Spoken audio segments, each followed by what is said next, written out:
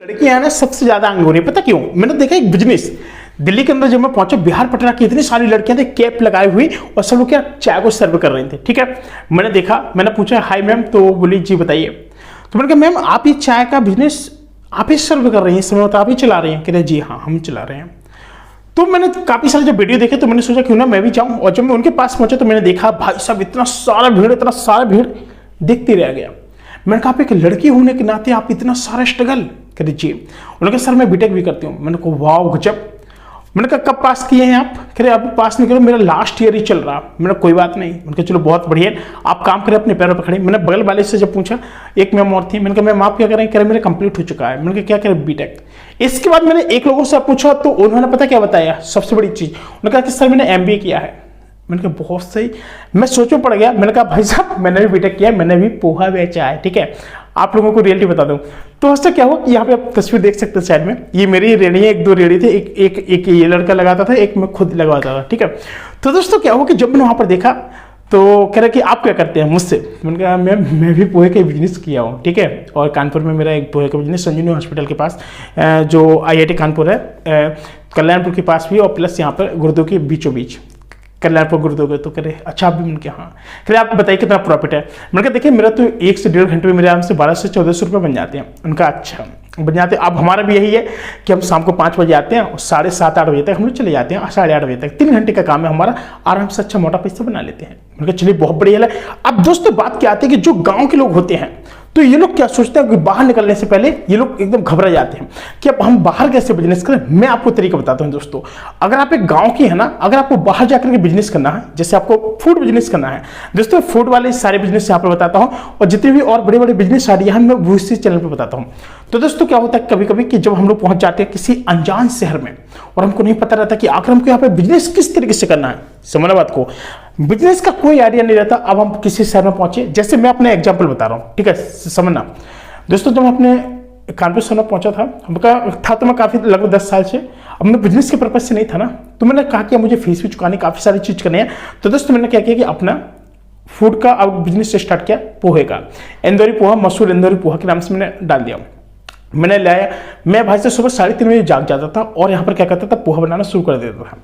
पोहा बनाता था 3:30-4 बजे से। मतलब क्या था कि मतलब जो छीलना, टमाटर काफ़ी सारी चीज़ें जो कट करनी पड़ती थी, क्या बोलते हैं प्याज वगैरह काफ़ी सारी छील के मुझे काफ़ी सारा काम करना पड़ता था, क्योंकि बनाना पड़ता था। वैसे सीधी बात है, मूंगफली के दाना ना उसको फ्राई करना, डेली क्रंची एकदम डेली फ्राई रोस्टिंग का काम था मेरा।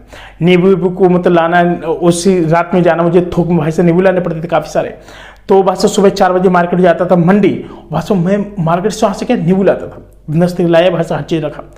अब बात क्या होती थी कि अब मैंने कहा कि भाई साहब इस बिजनेस को बहुत अच्छे से उठाना है तो मुझे कुछ अलग तरीके से काम करना पड़ेगा। मैं भाई से सुबह बिल्कुल 6:30 बजे अपना ठेला लगाया करता था, 6:30 बजे से लेकर 8:30 बजे तक सुबह खत्म। मतलब कभी कभी तो 1 घंटे में खेल हो जाता था। इतने सारे लोग वेट करते थे, IIT वाले, जितने रामा डेंटल वाले थे, HUTI वाले लड़के थे, काफ़ी सारे लोग थे, काफ़ी अच्छा मेरा प्रॉफिट था, समझना बात को। अब काफ़ी ज़्यादा मेरे यहाँ पर क्या भीड़ होने लगी, काफ़ी सारी भीड़ होने लगी। तो कुछ समय भाई साहब आपको पता है कि कुछ समय बाद 2-4 लोग गुंडे भाई नगर पालिका के लोग भेज देते हैं कि एक तो भाई साहब वो जो कुछ जलने वाले होते हैं कि मतलब उनका तो कुछ चल ही नहीं रहा, तो इसके बाजू मतलब फिर हमारे ऊपर भी कई सारे लोग क्या कहते हैं इल्जाम ठोकना शुरू कर देते, ये सरकार का है, ये है वैसा। भाई साहब रेडी के ठेला खड़ा हुआ लोगों के यहाँ पर ठोकना ठाकना शुरू, आप यहाँ क्यों लगा रहे हैं, क्या कर रहे हैं, ये सब क्या कर रहे हैं। भाई साहब वहाँ पर मुझे सुकून से नहीं करने दिया। इसका क्या था कि मेरा बीटेक भी चल रहा था, इंजीनियरिंग भी चल रही थी मेरी काफ़ी सारी, और लॉकडाउन का तो आपको पता ही है कि लॉकडाउन लगने ही वाला था, काफ़ी सारा नुकसान। लॉकडाउन के बाद मैंने स्टार्ट किया, तब भी लोगों ने हटवा दिया। मैंने कहा कोई बात नहीं, मैंने कहा मैं जाऊँगा दिल्ली के अंदर से स्टार्टिंग करूँगा। फिर मैंने इसका क्या कि मैंने एक फूड चैनल वाला बनाया। अब मैं यहाँ पर क्या एक आइडिया शेयर करता हूँ, अगर आप लोग भी किसी चीज़ का बिजनेस करना चाहते हैं तो आज ही आप लोग इस चैनल को सब्सक्राइब कर लीजिएगा। और हमारे चैनल का नाम बहुत जल्दी चेंज हो जाएगा, क्योंकि इस पर हम लोग फूडी के नाम से कुछ चैनल का नाम रखेंगे। आप लोग कमेंट करके जरूर बताइएगा कोई अच्छा से प्यारा सा नाम, नहीं तो हम लोग अपनी तरफ से खुद रखेंगे, ठीक है। अब दोस्तों होता क्या है कि काफ़ी सारे लोग बोलते हैं कि इसमें कोई फायदा नहीं है, इसमें कोई फायदा नहीं है, 10 दिन काम किया इसमें कोई फायदा नहीं है। दोस्तों मैं आपको रियलिटी बताऊं, मेरा जो बिजनेस पता कैसे बूस्ट हुआ था, मैंने 1 महीने पहले से प्रचार करना शुरू कर दिया था कि मेरा इस तारीख को यहाँ पर क्या है उद्घाटन हो रहा है, मतलब यहाँ पर स्टार्टिंग हो रहा है। मैंने एडवर्टाइजमेंट 1 महीने पहले से कर दिया था। तो जो मेरे पोहे का प्राइस पता कितना था भाई साहब, मैं आपको रियलिटी बताऊं, मैंने मात्र 25 रुपए की प्लेट से स्टार्ट किया था अपने पोहे का बिजनेस। और 1 महीने पहले मैंने प्रचार किया, पहले दिन मेरे यहाँ पर 70 लोग आ चुके थे। 70 लोग आने का मतलब समझ रहे हो, 70 गुणा 25 कर लीजिएगा, समझना बात को, 70 गुणा आप लोग कुछ ज्यादा नहीं कर लीजिएगा, आप कुल मिला के 20 ही कर लीजिएगा, ठीक है, काफी सारे, क्योंकि एक मेरी 25 वाली प्लेट थी, एक मेरी 35 वाली भी प्लेट थी, ठीक है, और जिसमें ये था कि एक हाफ प्लेट थी 25 की और जो फुल प्लेट थी वो थी 35 की। काफी ज्यादा पोहा आता था, काफी अच्छी क्वालिटी, एकदम ये समझो कि इंदौरी पोहा था, एकदम गरम गरम सर्व हो रहा था, केवल पोहा था। और नमकीन थी मेरे पास कम से कम 4-5 क्वालिटी की थी नमकीन थी, सारी मिक्स करता था, सब कुछ देता था, नींबू भी देता था बढ़िया तरह, और मूंगफली बहुत गजब तरीके से रोस्ट करके देता था। अब दोस्तों मेरी यहाँ पर बात क्या हो गई कि मैंने यहाँ पर जब इतना सारा बिजनेस पे बेनिफिट उठाया, लोगों से देखा नहीं गया, अब पता मेरे एक दिन की इनकम कितनी थी, सब कुछ काटने के बाद ना मैं आराम से 1300-1400 रुपये बचा लेता था केवल 1-2 घंटे के अंदर। आप समझ सकते हैं दोस्तों, जैसे लोग मतलब क्या था कि लोग टहलने निकलते हैं, लोग शहरों में देखते हैं कि काफी सारे लोग टहलते हैं, CSGM जा रहे थे, काफी सारे लोग काका देश लोग इधर से उधर टहल रहे थे, काफी सारे लोग थे, काफी सारे एरिया दोस्तों आप समझ ही सकते हैं। उस एरिया के अंदर मेरा ही एक ऐसा सेटअप था, एक यूनिक सेटअप था, सुबह 6:30 बजे लगा दो, 8:30 बजे खत्म, समझ लीजिएगा कितना ज्यादा बेनिफिट था। अब दोस्तों पता क्या था, अब पहले दिन मैंने जो स्टार्ट किया था कि मतलब मुझे कितने से करना चाहिए, मुझे पता था कि 30-40 लोग आएंगे, पहले दिन 70 लोग आ गए, 30-40 लोग तो मेरे जानने वाले ही आ गए, जिनको मैं बोला था कि इसी तारीख को हमारा स्टार्टिंग हो रहा है, तो आप लोग आइए, आपका वेलकम है। तो इस दिन में इतना हो गया, और इसके बाद 30-40 लोग और आ गए। फिर अगले दिन ना वहां से 100 लोग क्रॉस करेंगे। इसके बाद स्विगी जोमेटो वाले आने लगे, उन्होंने मुझसे बहुत प्रेशर किया कि सर आप इसका रजिस्ट्रेशन करा दीजिएगा, और स्विगी जोमेटो से हम लोग यहाँ से ले जाना शुरू कर देंगे, हम दिन में आपके रूम से उठा लेंगे, प्लीज आप लोग करवा लीजिएगा, क्योंकि अब जो पोहा है ना, पोहा बहुत ज्यादा बिकने वाला है, और आप एक ऐसा क्वालिटी लाइए जिसमें बहुत सारे लोगों को प्रॉफिट हो। तो मैंने कहा बिल्कुल लाऊंगा। तो दोस्तों एक चीज ये होती है कि मतलब अगर आप लोग पोहे का बिजनेस करना चाहते हैं तो भी आप कर सकते हैं। अब जैसे मैंने एक फोकस किया, पूरा किया चाय वाला, ठीक है। अब जैसे यहाँ पर आजकल क्या गर्ल्स सबसे आगे हो रही चाय में, ठीक है। अब उन्होंने क्या किया कि ऐसा यूनिक दिमाग लगाया, ऐसा आइडिया लगाया कि हाँ हमें यहाँ से बेनिफिट लेना ही लेना है। तो उन्होंने कुछ इस तरीके से गेम खेला कि उन्होंने कहा नहीं भाई, अगर हम इस तरीके से अगर स्टार्ट करेंगे बिजनेस तो हमारा इतना लॉस होगा, इस तरह से करेंगे तो इतना प्रॉफिट होगा। आखिर हमें क्या दूध की जो चाय देनी है ना, एकदम क्वालिटी की देनी है, बहुत अच्छी से देनी है। तो यहाँ पर जितने भी सारे बिहार पटना के जो गर्ल्स लोग आ रही हैं, इन्होंने क्या किया, उस चीज को पढ़ा समझा, इंजीनियर करके देखो दोस्तों, एक नौकरी सब कोई पाना चाहता है, लेकिन फिलहाल नौकरी में आजकल कोई बंधुआ नहीं होना चाहता है, लोग अपना सेल्फ डिपेंडेंट बिजनेस करना चाहते हैं। तो इसके बाद भाई साहब क्या होता है कि लोग रेडी लगाना शुरू कर देते हैं, और रेडी में ना बहुत गजब का प्रॉफिट होता है, पता है आपको, बहुत प्रॉफिट होता है। हाँ इट्स रियली, दिल को बता रहा हूँ। अभी समझिए कि छोटा सा गिलास होता है आप लोग, और उस गिलास का पता है अब कितना रुपए पहुंच गया, इस समय 12-14-15 रुपए पहुंच गया एक गिलास का, समझ लीजिएगा।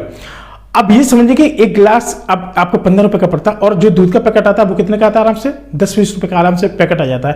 भाई साहब एक गिलास में आपका इतना सारा दूध का एवरेज निकल आ रहा है, तो आप लोग इसमें तो 8-10 गिलास कैसे बना लेंगे ना, 8-10 गिलास का आप समझ रहे हो, मतलब 100-150 रुपए आप लोग आसानी से बना सकते हैं। 15-15 गिलास का आप समझ लीजिएगा भाई साहब।